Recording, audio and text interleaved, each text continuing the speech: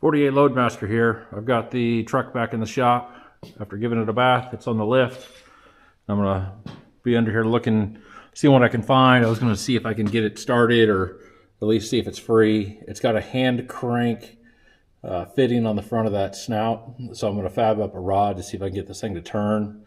I can't just put a wrench and a bolt on there. So I'll do that later tonight, maybe tomorrow. But while it's on the lift, I'm gonna give you an overview here. It's straight I-beam suspension with leaf springs, pretty old school stuff, pretty basic steering linkages. You can see the gearbox is up there, it comes down with a couple linkages. Underneath here, engine, transmission, nothing special there. Up underneath this truck right here is the master cylinder for the brakes, which is pretty unusual. Modern vehicles, it's underneath the hood. And it's pretty well just a straight frame. There's this big contraption here, which was linked up to the fuel pump, or not to the fuel pump, but to the fuel tank. So that's probably the fuel filter. I'm not 100% sure. I've never seen anything quite like it. So there's that. And back here, there's nothing special, just a carrier bearing. Come back here to the rear axle. I'm not for sure of what rear axle this is, but it's pretty heavy duty being a 2-ton truck.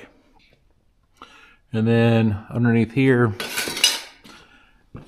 these are kind of the rear tires that I still haven't taken off. Pretty gnarly, but I did notice here on the back of the frame, and so I'm not sure if this is factory or not, but right here, there's a piece welded on, and it's like this on both sides. Maybe we can see it better over here. You can see this welded onto the back of the frame. Right here, the weld is broken and it's starting to crack. So I don't know if this was an extension that maybe my grandfather added on for a longer bed. It's very possible. You can also see this cross member right here has been cut out of the back of it here. And then all the way back here, this basic hitch assembly. We got some nice welding going on here, and that's on there somehow. I hope they weren't pulling heavy trailers behind this thing. And you can even see this piece of metal that went all the way across here. They welded it together because they didn't have a long enough piece. So I don't know, it's lasted 70 years, so maybe it's okay, I don't know. I plan to not reuse that. You can see a fresh crack showing up right here in the frame, and that's where that was welded on, and that's probably for me lifting this up and moving it in and out with the tractor. I had a spare tire carrier back here, but that's pretty much about it.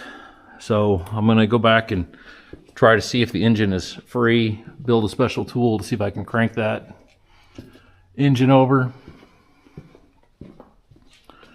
up in here, and we will go from there. So thanks for watching.